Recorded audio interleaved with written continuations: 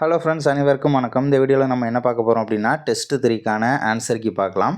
So டெஸ்ட்டில் வந்து நீங்கள் ஏதாவது ஒரு கேள்விக்கு ஆன்சர் வந்து தப்பாக பண்ணியிருந்தீங்க அப்படின்னா, ஸோ அதை ரொம்ப டென்ஷன் ஆகாதீங்க, ஓகேவா? ஏன் தப்பு பண்ணோம் அப்படின்னு சொல்லிட்டு டென்ஷன் ஆக வேண்டாம். அதே மாதிரி நீங்களே ஃபீல் பண்ணி பாருங்களேன், அந்த டெஸ்ட்டில் எந்த கேள்வியெல்லாம் நீங்கள் ரிலாக்ஸாக அட்டன் பண்ணினீங்களோ அந்த கேள்வி எல்லாமே மேக்ஸிமம் கரெக்டாக போட்டிருப்பீங்க. ஏதாவது ஒரு கேள்விக்கு டென்ஷனாக இருக்கும்போது ஓவர் திங்கிங்கில் போடுறது, அந்த மாதிரி கேள்வியெல்லாம் பாருங்களேன். அந்த மாதிரி கேள்விகள் தான் உங்களுக்கு அப்படி இப்படின்னு மாறி இருக்கும், ஓகேவா? அதனால் டெஸ்ட்டு 3க்கான ஆன்சருக்கு பார்க்கலாம். ஸோ என்னென்ன இருக்குது அப்படின்றதையும் தெரிஞ்சுக்கோங்க. இந்த டெஸ்ட்டில் ஆக்சுவலி நம்ம என்னென்ன கொடுத்துருந்தோம் அப்படின்னா, 8ஆம் வகுப்பு தமிழ் புத்தகம் புதிய பாடத்திட்டத்தின்படி, அதே மாதிரி ஜிஎஸ் பார்ட்டில் பார்த்தோம்னா குடியுரிமை, ஓகேவா? சிட்டிசன்ஷிப்பு, ஃபண்டமெண்டல் ரைட்ஸ் அடிப்படை உரிமைகள், ஃபண்டமெண்டல் டியூட்டிஸ் ஓகேவா? அடிப்படை கடமைகள், DPSP directive principles of state policy அரசு நெறிமுறையுறுத்தும் கோட்பாடுகள் அப்படின்ற டாபிக் பார்த்துருப்போம். அதே மாதிரி மேக்ஸில் வந்து பார்த்தோம்னா விழுக்காடு பர்சன்டேஜ் அப்படின்ற ஒரு மேக்ஸ் டாப்பிக்கும் நம்ம டெஸ்ட்டுக்கு கொடுத்துருந்தோம்.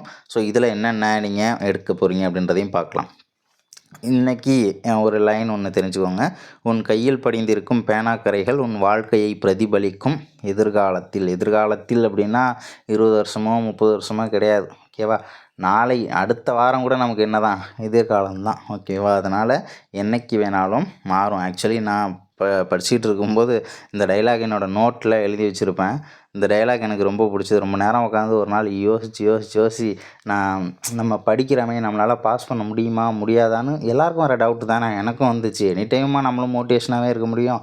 எனி டைம் நம்ம இந்த ரட்சகன் படத்தில் நரம்பு ஏறுற மாதிரி என்னால் பாஸ் பண்ண முடியும் அப்படின்னு சொல்லிட்டு நம்மளும் எனி டைமும் திமிராவேலாம் சொல்லிகிட்டு இருக்க முடியாது. திடீர்னு மைண்டு மாறும்.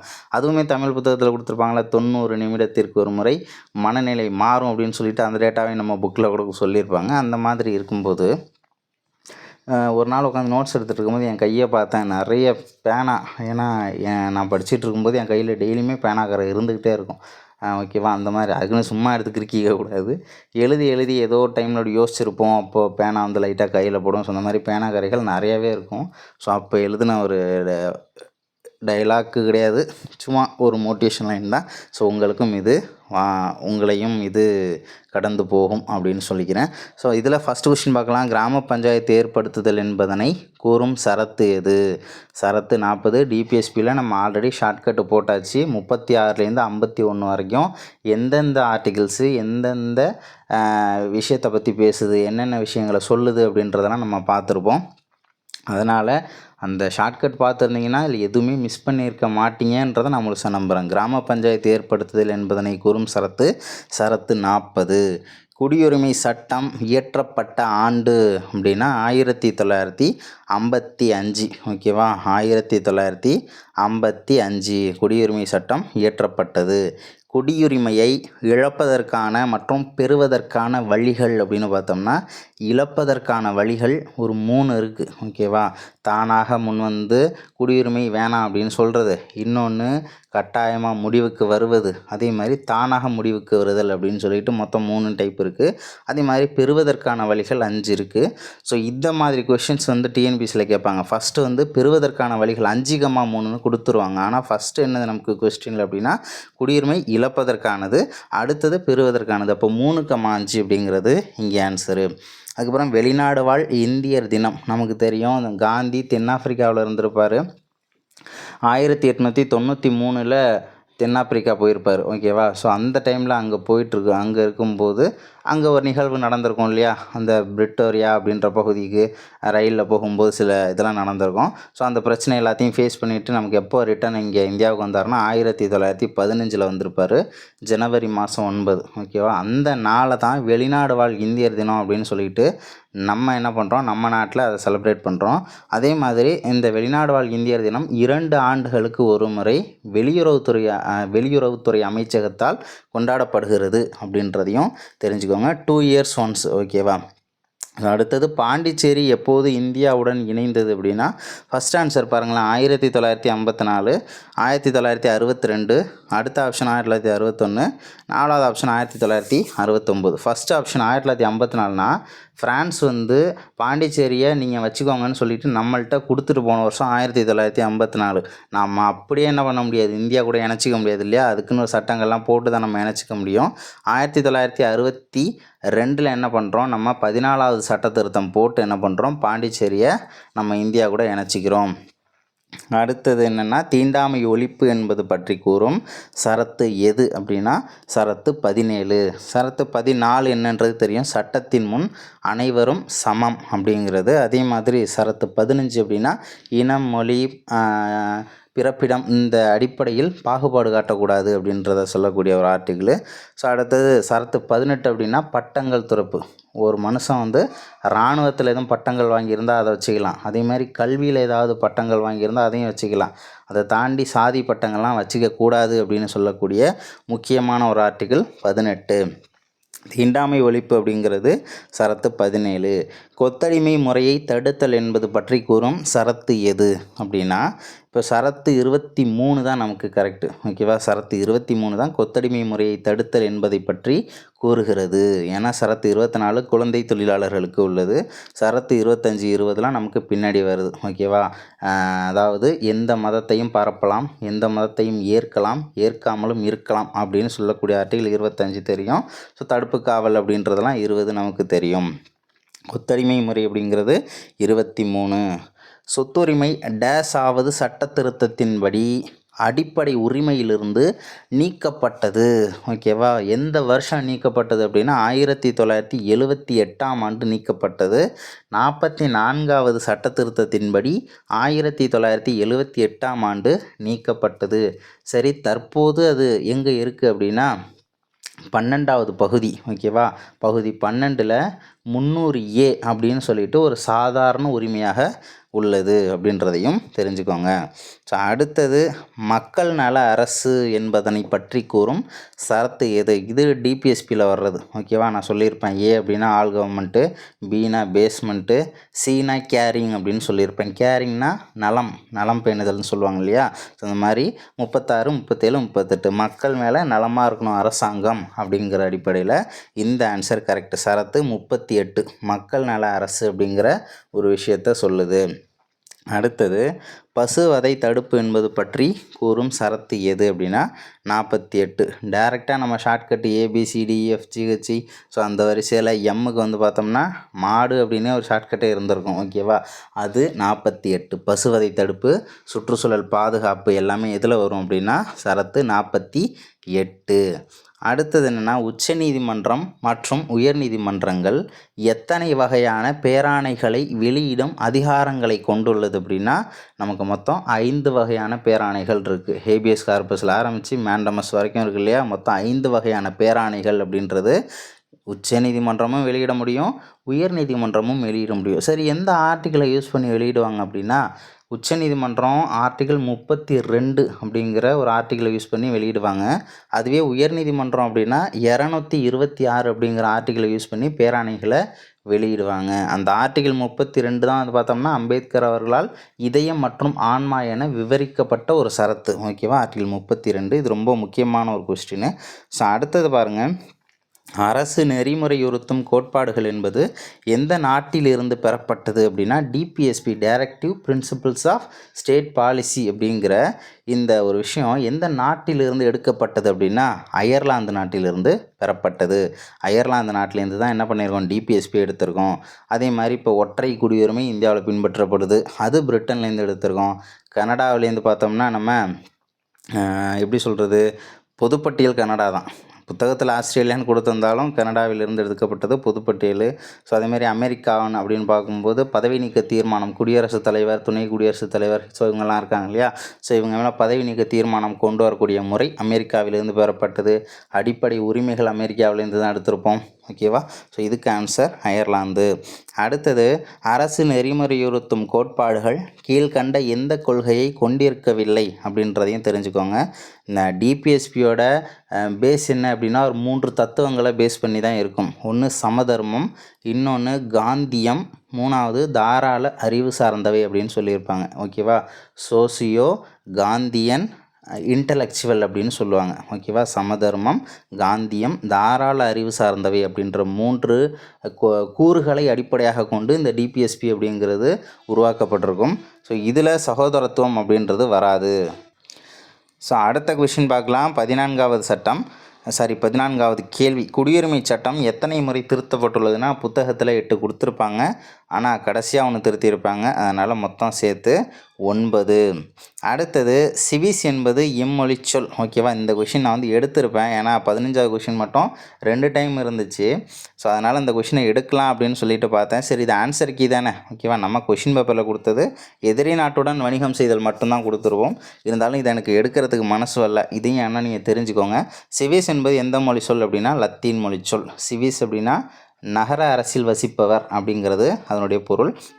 கொஷின் பேப்பரில் இருக்கிற 15வது கேள்வி என்னென்னா, எதிரி நாட்டுடன் வணிகம் செய்தல் எவ்வகையில் குடியுரிமை இழக்கப்படும்? ஓகேவா? எதிரி நாட்டுடன் நம்ம வணிகம் செஞ்சோம் அப்படின்னா எந்த வகையில் குடியுரிமை இழக்கப்படும்? ஏன்னா குடியுரிமை இழத்தல் அப்படிங்கிறது மொத்தம் 3 வழி இருக்குது இல்லையா? ஸோ இந்த மாதிரி இருக்கும்போது கட்டாயமாக முடிவுக்கு கொண்டு வருதல். ஓகேவா? கட்டாயமாக குடியுரிமை முடிவுக்கு கொண்டு வரப்படும் அப்படிங்கிறது தான் கரெக்டு. எந்த ஒரு சமயத்தை ஏற்கவும் பரப்பவும் உரிமை உண்டு என்பதை பற்றி கூறும் சரத்து எது அப்படின்னா சரத்து 25. ஓகேவா? எந்த ஒரு மதத்தையும் ஃபாலோ பண்ணலாம். இப்போது இந்து மதத்தில் இருக்கிற ஒருத்தன் இஸ்லாம் மதத்துக்கும் மாறலாம், கிறிஸ்தவ மதத்துக்கும் மாறலாம். அதே மாதிரி இஸ்லாம் மதத்தில் இருக்கிறவங்க கிறிஸ்தவராகவும் மாறலாம், இந்துவாகவும் மாறலாம். ஸோ இந்த மாதிரியெல்லாம் இருக்குது இல்லையா? ஸோ அதை பற்றி அவங்களுக்கு நிறைய உரிமைகள் உண்டு. ஓகேவா? அது அவங்கவுங்க விருப்பம்னு சொல்லக்கூடிய ஒரு முக்கியமான ஒரு ஆர்டிக்கிள் 25. அடுத்தது ஆண் பெண் சம ஊதியம் பற்றி கூறும் சரத்து எது அப்படின்னா 39D. ஓகேவா? 39ல் டி. ஆண் பெண் சம ஊதியம் 39ல் டி. இதை கூட ஷார்ட்கட் சொல்லியிருப்பேன். டினா டிவைட் பண்ணி தரணும். சேலரியை வந்து ஆண்களுக்கும் பெண்களுக்கும் சரிசமமாக டிவைட் பண்ணி தரணும். அதனால தான் டி அப்படின்னு சொல்லிட்டு ஒரு ஷார்ட்கட்டு சொல்லியிருப்பேன். ஸோ அடுத்தது அடிப்படை கடமைகளை பரிந்துரை செய்த குழு எது அப்படின்னா ஸ்வரன் சிங் குழு. ஓகேவா? ஸ்வரன் சிங். அதுவே பேலன்ஸ் இருக்கக்கூடிய 3 பாருங்களேன். விஜய் கேல்கர் வந்து இந்தியாவிற்கு ஜிஎஸ்டியை பரிந்துரை செய்த ஒரு குழு. அதே மாதிரி வந்து பார்த்தோம்னா சந்தானம் அப்படின்னு இருக்கு இல்லையா? சந்தானம் குழு தெரியும். சிபிஐ மற்றும் சிவிசியை பரிந்துரை செய்த குழு. அதேமாரி அசிந்தாஸ் குப்தான்னு இருக்கு இல்லையா? வேட் வேல்யூ ஆடட் டேக்ஸ்னு ஒன்று இருந்துச்சுல்ல. ஜிஎஸ்டிக்கு முன்னாடி வேட்டுன்னு ஒரு டேக்ஸ் இருந்துச்சு இல்லையா? ஸோ அந்த வேட் வரியை பரிந்துரை செய்த குழு எதுனா அசிந்தாஸ் குப்தா. அதே மாதிரி நித்தி ஆயோக்கை பரிந்துரை செய்த குழு அப்படின்னு கேட்டாங்கன்னா அஜய் சிப்பர் குழு அப்படிங்கிறது. ஓகேவா? அடிப்படை கடமைகளுக்கு ஸ்வரன் சிங். அடுத்தது நிர்வாகத்திலிருந்து நீதித்துறையை பிரித்தல் என்பது பற்றி கூறும் சரத்து எது அப்படின்னா சரத்து 50. இதுக்கும் ஷார்ட்கட் சொல்லியிருப்பேன். ஸோ இது லெட்டர் அடிப்படையில் பி அப்படின்னு சொல்லிட்டு வரும். சாரி, பி கிடையாது, ஓ அப்படின்னு சொல்லிட்டு வரும். ஸோ நிர்வாகத்திலேருந்து நீதித்துறையை பிரித்து ஆப்போசிட்டில் வைக்கணும் அப்படின்னு சொல்லி ஒரு ஷார்ட்கட் சொல்லியிருப்பேன். ஆர்டிக்கிள் 50. ஓகேவா? அடுத்தது மாறுபட்ட ஒன்று எது அப்படின்னா சமத்துவ உரிமை, சுதந்திர உரிமை, தீர்வு காணும் உரிமை, சுரண்டலுக்குட்பட்ட உரிமை. இது ஆக்சுவலி நம்ம ப்ரீவியஸ் இயர் கொஸ்டின் இது. ஸோ இதில் வந்து பார்த்தோம்னா நான் கோட்டை விட்டேன். ஏன் அப்படின்னா நான் ரொம்ப டென்ஷன் ஆகிட்டேன். எக்ஸாம் ஹாலில் எனக்கு ரொம்ப பதட்டம் அதிகமாகிடுச்சு. ஸோ அந்த டைமில் இதெல்லாம் ஒரு கொஸ்டினா அப்படிங்கிற அளவுக்கு இருக்கிற ஒரு அளவு தான் இதெல்லாம். ஏன்னா ரொம்ப பேசிக்கான கொஸ்டின் இது. ஆனாலும் இந்த கொஸ்டினில் என்ன ட்விஸ்ட் வச்சுருக்காங்கங்கிறது என்னால் கெஸ் கூட பண்ண முடியல. ரொம்ப பதட்டப்பட்ட ஒரு கேள்வி. ஏன்னா சுரண்டலுக்கு உட்பட்ட உரிமை அப்படின்னு சொல்லிட்டு அதில் கொடுத்துருந்தாங்க. ஓகேவா? ஆனாலும் இதை வந்து என்னால் ஏற்றுக்கவே முடியல. இருந்தாலும் அந்த கொஷினை இங்கே எடுத்து வைக்கலாம். எத்தனை பேர் இந்த கொஷினுக்கு கரெக்டாக ஆன்சர் பண்ணீங்க அப்படின்றதையும் கமெண்ட்டில் சொல்லுங்கள். சுரண்டலுக்கு உட்பட்ட உரிமை அப்படின்னு இருக்குது. ஸோ அது மாறுபட்டது. ஸோ அடுத்தது தவறானது எது அப்படின்னா அடிப்படை உரிமைகள் அமெரிக்காவிலிருந்து தான் எடுக்கப்பட்டது. அடிப்படை கடமைகள் ரஷ்யாவிலிருந்து எடுக்கப்பட்டது. அரசு நெறிமுறையுறுத்தும் கோட்பாடுகள் அயர்லாந்திலிருந்து தான் எடுக்கப்பட்டது. முகப்புரை அப்படிங்கிறது அமெரிக்காவிலிருந்து எடுக்கப்பட்டது, கனடா கிடையாது. அம்பேத்கர் அவர்களால் இதயம் மற்றும் ஆன்மா என வர்ணிக்கப்பட்ட சரத்து எது அப்படின்னா ஆர்டிக்கிள் 32. அடுத்தது சரத்து 14 நமக்கு தெரியும். சட்டத்தின் முன் அனைவரும் சமம். சரத்து 31 சொத்துரிமை சொன்னது. சரத்து 226னா உயர்நீதிமன்றத்தோட அந்த தீர்வு காணும் உரிமை. ஓகேவா? அதை வந்து நம்ம சொல்லலாம். ஸோ அடுத்தது காமன்வெல்த் குடியுரிமை நீக்கப்பட்ட ஆண்டு அப்படின்னா 2003. காமன்வெல்த் நாடுகளில் இந்தியா எப்போ இணைஞ்சிது அப்படின்னு கேட்டாங்கன்னா 1949. அதுவே காமன்வெல்த் குடியுரிமை நீக்கப்பட்ட ஆண்டு அப்படின்னு கேட்டாங்கன்னா 2003. அடுத்தது தேச பாதுகாப்புக்காக தேவைப்படும் பொழுது தேச பணியாற்ற தயாராக இருத்தல் என்பது பற்றிய சரத்து எது? இதுக்கும் ஆல்ரெடி ஷார்ட்கட் சொல்லியிருப்போம். ஸோ ஃபண்டமெண்டல் டியூட்டிஸில் டி அப்படின்னா டிஃபென்ஸு அப்படின்னு சொல்லியிருப்போம் இல்லையா? ஏன்னா எல்லாமே 51A தான் நமக்கு ஃபண்டமெண்டல் டியூட்டிஸ் எல்லாமே வருது. அதுக்கு நம்ம ஒவ்வொன்றுத்துக்கும் சொல்லியிருப்போம் ஓகேவா? பினா வந்து பகத்சிங்கு, அதே மாதிரி வந்து டினா டிஃபென்ஸு, ஈனா ஈவ்டீசிங் அப்படிலாம் ஒன்று ஒன்றா சொல்லியிருப்போம் இல்லையா? ஸோ அந்த அடிப்படையில் இது பாதுகாப்பு ரிலேட்டானது. அப்போ டினா டிஃபென்ஸு, சரத்து 51Aல டி. அடுத்தது 1976 42ஆம் சட்ட திருத்தத்தின்படி எத்தனை துறைகள் மாநில பட்டியலில் இருந்து பொதுப்பட்டியலுக்கு மாற்றப்பட்டது அப்படின்னா மொத்தம் 5 துறைகள். எடைகள் மற்றும் அளவுகள், அதே மாதிரி காடுகள், அப்புறம் உயர் நீதிமன்றம், உச்ச நீதிமன்றம் தவிர மற்ற நீதிமன்றங்களின் நிர்வாகம், அதே மாதிரி கல்வி, இது எல்லாமே மாற்றிருப்பாங்க. அதுமாதிரி வனவிலங்குகள் எல்லாமே பொதுப்பட்டியலுக்கு மாற்றப்பட்டிருக்கும். அடுத்தது சொத்துரிமை தற்போது எந்த பகுதியில் இடம்பெற்றுள்ளது? அதாவது இப்போதைக்கு இருக்கக்கூடிய பகுதி வந்து 12 ஓகேவா? 12ல் தான் இருக்குது. ஆர்டிகிள் 300A ஆல்ரெடி எதில் இருந்துச்சு? ஃபண்டமெண்டல் ரைட்ஸில் இருந்துச்சு. 31வது ஆர்டிகிள் இருந்துச்சு, அதை எடுத்தாச்சு. எந்த சட்ட திருத்தம்னா 44வது சட்ட திருத்தம் 1978. அதுக்கப்புறம் நீதி பேராணைகளில் தவறான ஒன்று எது? ஆட்கொணர்வு நீதி பேராணை ஓகேவா? ஆட்கொணர்வு நீதி பேராணை, கட்டளையுறுத்தும் நீதி பேராணை. ஃபஸ்ட்டு ஆட்கொணர்வு நீதி பேராணை தான் ஹேபியஸ் கார்பஸ் அப்படின்னு சொல்லுவாங்க. கட்டளையுறுத்தும் அப்படின்னா மேண்டமஸ் அப்படின்னு சொல்லுவாங்க. இதை நான் எப்படி படித்தேன் அப்படின்னா மண்டை மேலே கொட்டி கட்டளை போடணும் அப்படின்னு சொல்லி படிச்சிருப்போம். ஏன்னா இங்கிலீஷுக்கும் இதுக்கும் லிங்க் பண்ணுறதே நமக்கு பெரிய தலைவலியாக இருக்குல்ல. ஸோ கட்டளையுறுத்தும் நீதி பேராணை, ஆவண கேட்பு நீதி பேராணை ஓகேவா? ஆவண கேட்பு நீதி பேராணை, தடையுறுத்தும் நீதி பேராணை அப்படின்னு வரும். ஆனால் இதில் தடையுறுத்தா நீதி பேராணைன்னு இருக்கிறதுனால டி தான் தப்பு. அடுத்தது சிறுபான்மையினரின் எழுத்து, மொழி மற்றும் கலாச்சார பாதுகாப்பு பற்றி கூறும் சரத்து எது அப்படின்னா சரத்து 29. ஒரு நாட்டில் வசிக்கும் குடிமகனாக அல்லாத அனைவரும் டேஸ் என அழைக்கப்படுவர் அப்படின்னா அந்நியர் ஓகேவா? அந்நியர், ஏலியன்ஸ் அப்படின்னு சொல்லுவாங்க ஓகேவா? அடுத்தது இந்திய வம்சாவளியை சேர்ந்த ஒரு நபர் எந்த நாட்டில் வசித்தாலும் இந்தியாவில் டேஸ் ஆண்டுகள் வசித்த பிறகு பதிவு செய்து விண்ணப்பிக்க முடியும் அப்படின்ட்டு நம்ம பார்த்தோம் அப்படின்னா மொத்தம் 7 வருஷம் இருந்திருக்கணும் ஓகேவா? 7 years அப்படிங்கிறது தான் ஆன்சரு. அலுவலக மொழிகள் பற்றி விவரிக்கும் அரசமைப்பு பகுதி எது அப்படின்னா பகுதி 17ல் ஆர்டிகிள் 343ல் ஆரம்பித்து 351 வரைக்கும் அலுவலக மொழிகள் பற்றி பேசக்கூடிய பகுதி மற்றும் ஆர்டிகிள்ஸாக இருக்குது. அதே மாதிரி அங்கீகரிக்கப்பட்ட மொழிகள் பற்றி கூறும் அட்டவணை எது அப்படின்னா நமக்கு 8வது அட்டவணை ஓகேவா? 8வது அட்டவணை அப்படிங்கிறது தான் அங்கீகரிக்கப்பட்ட மொழிகளுக்கான அட்டவணை. ஸோ அடுத்தது இதுக்கு ஷார்ட்கட் வேணும்னா சொல்லுங்கள். இது ஆல்ரெடி ஷார்ட்கட்டு சொல்லியிருக்கேன்னு நினைக்கிறேன்.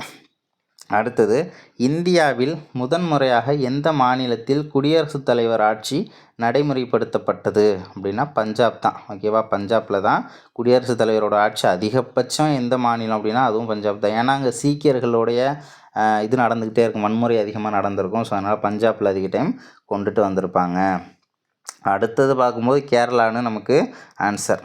அப்படி பஞ்சாப் இல்லை அப்படின்னா கேரளா வந்து ஆன்சர் பண்ணுற மாதிரி இருக்கும். புதுமையான சிறப்பம்சம் என அம்பேத்கர் அவர்களால் விவரிக்கப்பட்டது எது அப்படின்னா அரசு நெறியுறுத்தும் கோட்பாடுகள். அதாவது டிபிஎஸ்பி தான் அம்பேத்கர் அவர்கள் என்ன பண்ணியிருப்பாங்க அப்படின்னா புதுமையான சிறப்பம்சம் அப்படின்னு சொல்லிட்டு விவரிச்சிருப்பாங்க, வர்ணிச்சிருப்பாங்க. ஸோ அடுத்தது என்னென்னா 86வது சட்ட திருத்தம் கொண்டு வரப்பட்ட ஆண்டு எது அப்படின்னா 2002 ஓகேவா? 2002ல் தான் 86வது சட்ட திருத்தம் கொண்டு வரப்பட்டது. அதே மாதிரி அந்த 86வது சட்ட திருத்தம் 2002ல் தான் 11வது ஒரு கடமையை சேர்த்துருப்பாங்க ஓகேவா? குழந்தைகளுக்கு கல்வி வழங்குதல் அப்படின்னு சொல்லிட்டு ஒரு கடமையையும் அதில் சேர்த்துருப்பாங்க.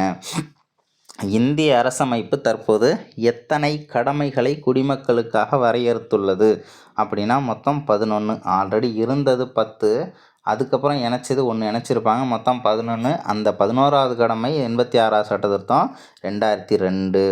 இரட்டை குடியுரிமையை வழங்கும் நாடுகளில் தவறானது எது அப்படின்னா அமெரிக்கா கரெக்டு, சுவிட்சர்லாந்தும் கரெக்டு, ஜப்பான் வந்து இல்லை.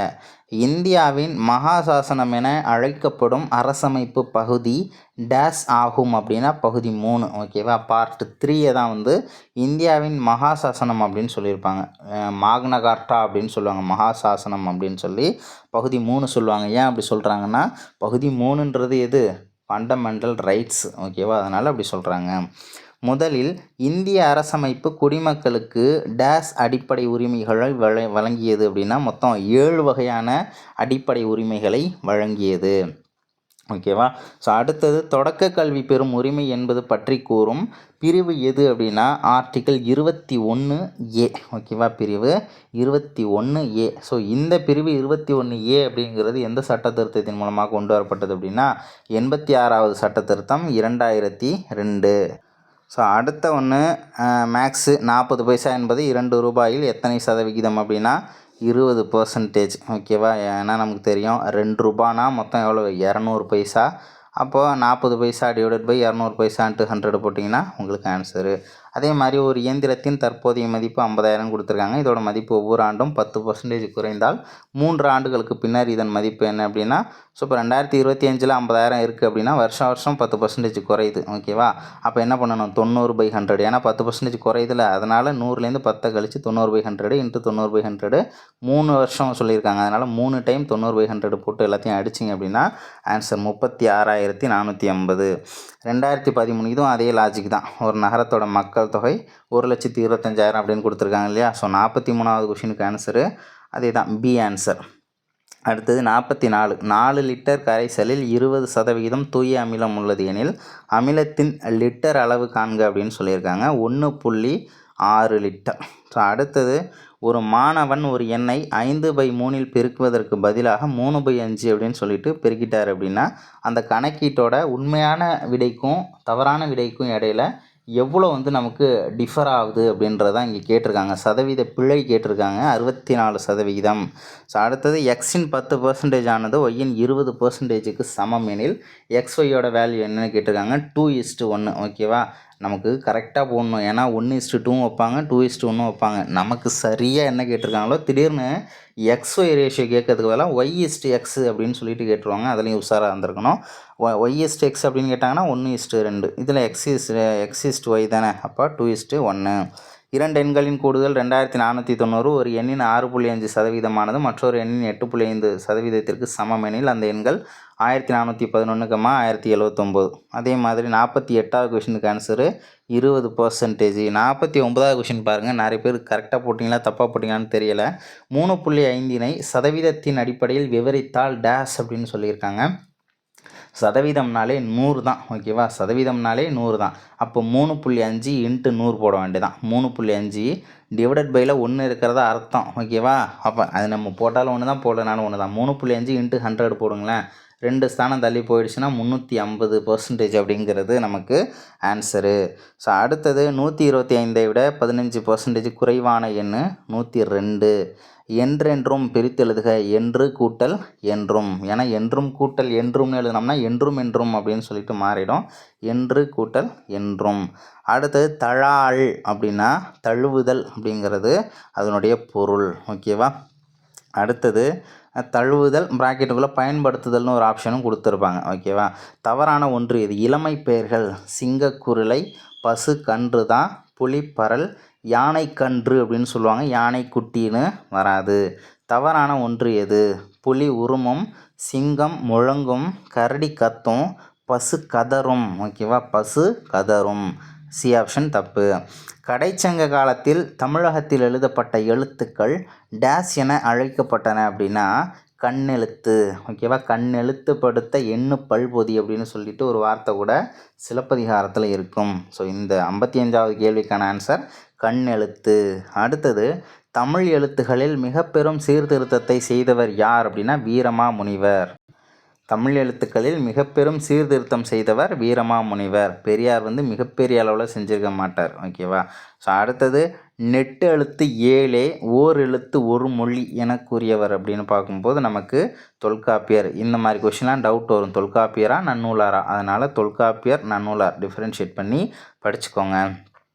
அடுத்தது அம்பு விடும் கலையில் வல்லவனை டேஸ் என அழைக்கலாம், ஏகலைவன் அப்படின்னு சொல்லுவாங்க. ஓகேவா, ஏகலைவன் அப்படின்னு சொல்லுவாங்க. அதாவது அம்பு விரைந்து செல்வது போல் செல்றவனை ஏவலன் அப்படின்னு சொன்னாலும், அதேமாரி அவருடைய மகளிர் வந்து எயினர் அப்படின்னு சொன்னாலும், ஏகலைவன் அப்படின்னா அந்த கலையில் வல்லவனை ஏகலைவன் அப்படின்னு சொல்லுவாங்க. அதே மாதிரி இடையின எழுத்துக்கள் கழுத்தினை இடமாக கொண்டு பிறக்கிறது. Answer B. 59வது கொஷினுக்கு ஆன்சரு பி. அடுத்தது மேல்வாயை நாக்கின் ஓரங்கள் தடித்து தடவுதலால் பிறக்கும் எழுத்து எது அப்படின்னா இல். ஓகேவா, 60வது கொஸ்டினுக்கு ஆன்சரு இல். அடுத்தது தவறான இணை எது? 61வது கொஸ்டின். தவறான இணை எது? தொகை மரபு, மக்கள் கூட்டம், ஆட்டு மந்தை, ஆநிறை. ஓகேவா, இதெல்லாம் ஒரு தொகையாக இருக்கக்கூடிய ஒரு விஷயங்கள். ஸோ அதுமாரி கூடை முடைதல் அப்படிங்கிறது கிடையாது, ஏன்னா அது வினை மரபில் வந்துடும். கூடை முடைதல் இதெல்லாம் வருது இல்லையா, அதேமாரி காற்று வீசல்தல்ங்கிறதுலாம் அதெல்லாம் வேறு. ஓகேவா, தொகைன்னு பார்க்கும்போது ஆநிறை, மக்கள் கூட்டம், ஆட்டு மந்தை இது மட்டும்தான் கரெக்டு. கூடை முடைதல் தான், ஆனால் தொகை மரபில் வராது. 62வது கேள்வி, சரியான தொடரை கண்டுபிடி. உயிரெழுத்து பிறக்கும் இடம் கழுத்து ஆகும். இதுதான் கரெக்டு. உயிரெழுத்து பிறக்கும் இடம் கழுத்து ஆகும். அதே மாதிரி நம்ம வித்தியாசமாக கூட எக்ஸாமில் யோசிப்போம், கழுத்து உயிரெழுத்து பிறக்கும் இடம் ஆகும் அப்படின்னு சொல்லிட்டுலாம். அது ஒரு வேளை கரெக்டாக இருக்குமோ அப்படின்னு சொல்லிட்டு எத்தனை பேர் யோசிச்சிங்கிறதையும் கமெண்ட்டில் சொல்லுங்கள். ஸோ அடுத்தது தவறான இணையை தேர்க. மெய்யொலி அப்படின்னா கான்சனண்ட், உயிரொலி வவ்வல், சித்திரை எழுத்து பிக்டோகிராஃப், ஒலியன் அப்படின்னா ஃபோனீம் அப்படின்னு சொல்லுவாங்க. ஆர்டிகுலேட்டரி அப்படின்றது கிடையாது. அடுத்தது வினைமுற்று எத்தனை வகைப்படும்? தெரிநிலை வினைமுற்று, குறிப்பு வினைமுற்று என 2 வகைப்படும். Answer C. 65வது கேள்விக்கான ஆன்சர் எழுதுமின் என்பதன் இலக்கண குறிப்பு. எழுதுமின் அப்படின்னா அது ஏவுதல் தான். ஓகேவா, ஏவல் வினைமுற்று. அடுத்தது 66வது கொஷினுக்கு எத்தனை பேர் தப்பாக ஆன்சர் பண்ணீங்களோ கண்டிப்பாக வந்து நீங்கள் என்ன பண்ணுங்கள், கமெண்ட்டில் சொல்லி ஆகணும். ஏன்னா நிறைய பேர் வியப்பு அப்படிங்கிறத போட்டிருப்பீங்க. அடடா என் தங்கை பரிசு பெற்றால் இவ்வகை உணர்ச்சி தொடர் அப்படின்னா உவகை மகிழ்ச்சிங்கிறது தான் நமக்கு கரெக்டு.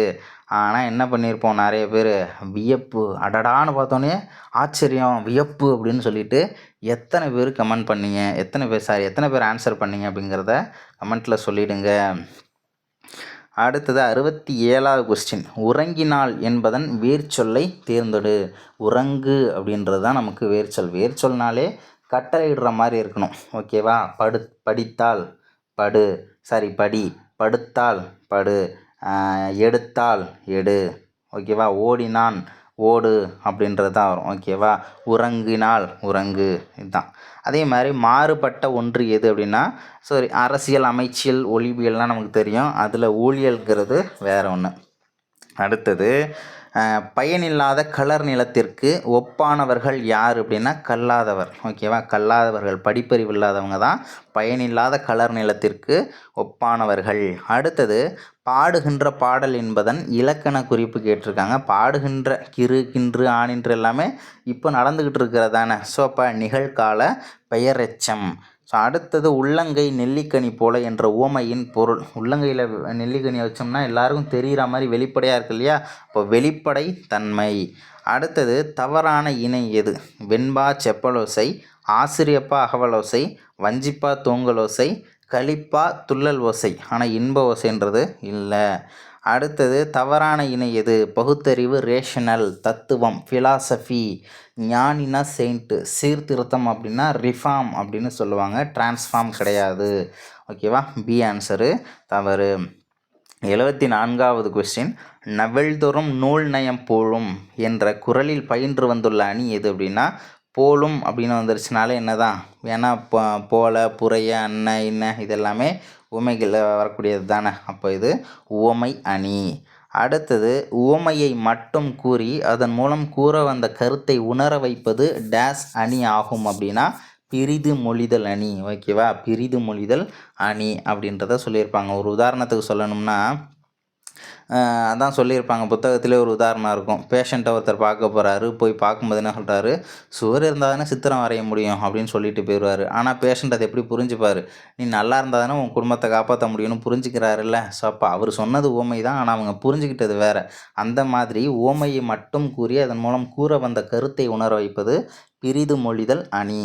அடுத்தது தவறான இணை எது? இரட்டை வாக்குரிமை டபுள் ஓட்டிங், முனைவர் பட்டம் டாக்டரேட், நம்பிக்கை அப்படின்னா அது வந்து நமக்கு எப்படி வரும்? பிலீவ் அப்படின்னு வரும். விக்டரி அப்படின்னா வெற்றின்னு அர்த்தம். ஓகேவா? குறிக்கோள் அப்ஜெக்டிவ். ஆன்சர் வந்து சி தான் தவறானது. 77வது கொஸ்டின், செல்வம் மிகுந்த காலத்தில் டேஸுடன் நடந்து கொள்ள வேண்டும். கணக்குப்படி பார்த்தோம்னா இது 4 ஆப்ஷனுமே கரெக்டு தான் நம்ம வாழ்க்கையில். ஆனால் நமக்கு திருக்குறள் என்ன சொல்லுது அப்படின்னா பணிவுடன் நடந்து கொள்ள வேண்டும் அப்படின்னு சொல்லுது. ஓகேவா? பணிவுடன் நடந்து கொள்ள வேண்டும் அப்படின்றதையும் சொல்லியிருக்காங்க. Answer C. அடுத்தது 78வது கேள்விக்கான விடை. குதிரை ஏற்றம் அப்படின்னா எக்வெஸ்ட்ரியன், ஆதரவு சப்போர்ட், கதாநாயகன் த ஹீரோ, தோல்வி அப்படிங்கிறது விக்டரி கிடையாது. ஏன்னா விக்டரி அப்படின்னா வெற்றின்னு அர்த்தம். அது தவறான இணை. சி தான் தவறானது. 79வது, பிழையான தொடரை கண்டறி அப்படின்னு சொல்லியிருக்காங்க. அதை செய்தது நான் அல்லேன். ஓகேவா? அதே மாதிரி பானையை உடைத்தது கண்ணன் அல்லன். கரெக்ட் தான். மல்லிகை குளத்தில் பூக்கும் மலர் அன்று. அதுவும் கரெக்டு தான். பகைவர் நீவிர் அல்லீர்னு வரணும், அல்லர் அப்படின்றது வராது. அப்போது பிழையான தொடர். 80, இல்லோர் ஒக்கல் தலைவன் அண்ணல் எம் கோமான் வைனுதி வேலை என்ற பாடலை இயற்றியவர் யார் அப்படின்னா ஔவையார். யாருக்காக இயற்றியிருப்பாங்க அப்படின்னா அதியமானுக்காக பாடப்பட்டது. கல்வி கரையில கற்பவர் நாள் சில மெல்ல நினைக்கின் பிணிபல தெல்லிதின் ஆராய்ந்தமைவுடைய கற்பவை நீரொழிய பாலூன் குறுகின் தெரிந்து அப்படின்றது நாலடியாரில் இடம்பெற்றுள்ள ஒரு வரிகை.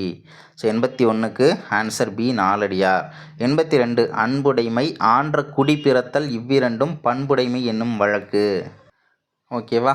ஆன்ற குடி பிறத்தல். ஓகேவா? ஆன்ற குடி பிறத்தல் அப்படிங்கிறது நமக்கு கரெக்டு.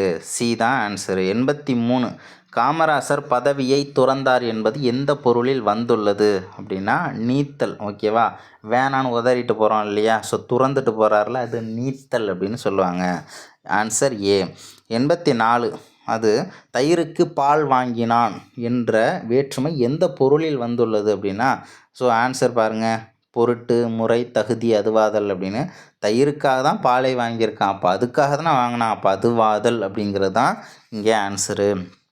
85, படற்கை பெயரை முன்னிலை பெயராக மாற்றி அழைப்பது எது அப்படின்னா விழி வேற்றுமை அப்படின்னும் சொல்லலாம், 8ஆம் வேற்றுமை அப்படின்னும் சொல்லலாம். நண்பா வா, அம்மா வா, புலவரே வருக அப்படிலாம் சொல்கிறோம் இல்லையா?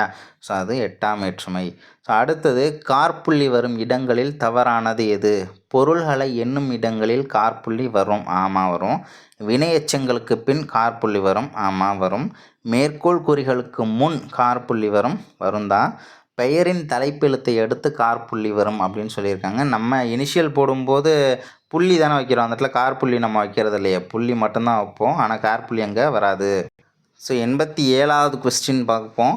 தவறான ஒன்று எது? நிறுத்தக்குறி பங்க்சுவேஷன், அணிகலன் ஆர்னமெண்ட், விழிப்புணர்வு அவேர்னஸ், சீர்திருத்தம் அப்படின்னா அதுதான் ரிஃபார்ம் சேஞ்சஸ் அப்படிங்கிறது தவறு.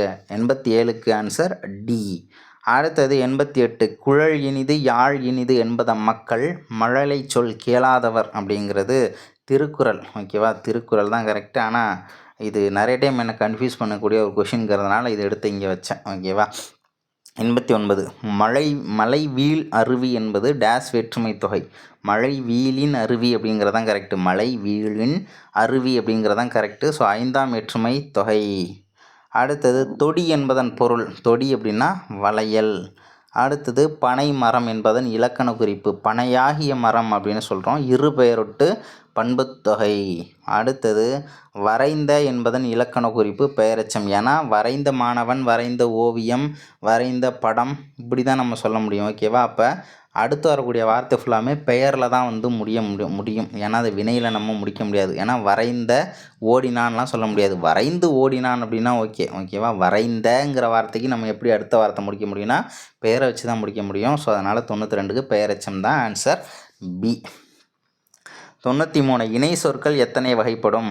நேரிணை, எதிரிணை, செரியிணை என 3 வகைப்படும். ஸோ அடுத்தது தவறானது எது? பின்னுதல் நிட்டிங் தான், கொம்பு ஹார்ன், கூடை முடைதல் பேஸ்கெட்ரி, முரசுனா ட்ரம்மு. ஓகேவா, முரசு அப்படின்னா ட்ரம்மு தான் கரெக்டு. சி ஆன்சரு தவறானது. 95 விகார புணர்ச்சி எத்தனை வகைப்படும்? தோன்றல், திரிதல், கெடுதல் என 3 வகைப்படும். Answer A. 96 கீழ்கண்ட எந்த ஒன்று மாறுபட்டுள்ளது? திரிதல் விகாரத்தில் வில் கூட்டல் கொடி விற்கொடின்னு மாறி இருக்கும், திரிஞ்சு போச்சு, இல்லு இர்ரா மாறி போச்சு. பல் கூட்டல் பொடி பற்பொடின்னு மாறி போச்சு, பல் அப்படிங்கிறதுல வர்ற இல்லு இர்ரா மாதிரி பற்பொடின்னு மாறிடுச்சு. மண் கூட்டல் பாண்டம் இன்னு இட்டா மாறிடுச்சு, மட்பாண்டம் அப்படின்னு மாறிடுச்சு. மனம் கூட்டல் மகிழ்ச்சி இம்முங்கிறது அந்த இடத்துல இல்லை, எந்த ஒரு எழுத்தாவும் மாறவும் இல்லை, அப்போது கெட்டு போயிடுச்சு. ஓகேவா, கெட்டு போயிடுச்சு. அப்போ தோன்றல் திரிதல் கெடுதலில் மனமகிழ்ச்சிங்கிறது கெடுதலில் வரும். ஓகேவா, அது வந்து திரிதலில் வராது. 97வது கொஷினுக்கான ஆன்சர் மரபு பொருளை தொடரோடு பொறுத்துக. கண்ணை மூடிக்கொண்டு அப்படின்னா ஆராய்ந்து பாராமல், யோசிக்காமல் கண்ணை மூடிக்கிட்டு பார்ப்பாங்கள்ல, ஸோ அதை தான் சொல்கிறது, ஆராய்ந்து பாராமல். ஸோ அடுத்தது சொல் வளமும் டேஸ் உடையவர்கள் தாம் பேசும் அவையின் தகுதி அறிந்து பேச வேண்டும் அப்படின்னு சொல்லியிருக்காங்க. அதே மாதிரி இதை வந்து எத்தனை பேர் சரியாக போட்டிங்க அப்படின்றதையும் சரியாக போட்டிங்கன்னா சூப்பர் தான். அதேமாதிரி நற்பண்புங்கிறது தான் ஆன்சர். சொல்வளமும் நற்பண்பும் உடையவர்கள் தாம் பேசும் அவையின் தகுதி அறிந்து பேசுதல் வேண்டும் அப்படிங்கிறது தான் இங்கே கரெக்டு. எத்தனை பேர் பொருள் வளம், எத்தனை பேர் நற்செயல் அப்படின்றது போட்டிங்கன்னு தெரியலை. 99வது கொஸ்டின் செம்மரம் இலக்கண குறிப்பு தருக அப்படின்னா செம்மை கூட்டல் மரம் அப்படின்னு பிரிக்கலாம். பண்பு தொகை. ஓகேவா, பண்பு தொகை அப்படின்னு நம்ம ஆன்சர் கொடுத்துடலாம். 99க்கு ஏ. 100வது கொஸ்டின் தொகைநிலை தொடர் எத்தனை வகைப்படும் அப்படின்னா தொகைநிலை தொடர் 6 வகைப்படும். ஓகேவா, தொகைநிலை தொடர் 6 வகைப்படும். அதே தொகாநிலை தொடர் அப்படின்னா 9 வகைப்படும். ஓகேவா, ஸோ அதை மறந்துட வேண்டாம். ஓகேவா, இவ்வளோதான் 100 கொஷினுக்கான ஆன்சரு. யாம் பெற்ற இன்பகம் பெருக இவ்வையகம் எதுக்காக சொல்லியிருக்கேன் அப்படின்னா உங்கள் நண்பர்களும் படிச்சுக்கிட்டு இருப்பாங்க. ஓகேவா, அவங்களுக்கும் நீங்கள் அந்த கொஷின் அனுப்பி நம்ம கீ பிடிஎஃப் ஷேர் பண்ணுறோம் இல்லையா, ஸோ அதையும் அனுப்புங்க. எவ்வளோ கொஷின்ஸ் ஆன்சர் பண்ணியிருக்காங்க, அவங்க என்னென்ன கொஷின் தப்பு பண்ணாங்கங்கிறத நீங்கள் சும்மா டிஸ்கஸ் பண்ணிக்கோங்க, உங்களுக்குள்ளே நீங்கள் பண்ணிக்கோங்க, ஷேர் பண்ணிக்கோங்க. ஏன்னா எல்லாருக்குமே வந்து நம்மளும் போகிற போக்கில் நல்லது செஞ்சு விட்டு போய் வைப்போம், அந்த புண்ணியத்தெல்லாம் சேர்த்து வைப்போம், ஏதோ ஒரு நாளில் நமக்கு ஹெல்ப் ஆகுங்கிற மாதிரி எல்லாருக்கும் ஷேர் பண்ணி விடுங்க, உங்கள் நண்பர்களும் பயனடையட்டும். ஓகேவா, வாழ்த்துகள். தேங்க்யூ. ஸோ அடுத்த டெஸ்ட்டுக்கு நல்லா படிங்க, நான் அப்டேட்டு இன்னும் அடுத்த வீடியோவில் நான் தரேன். தேங்க்யூ.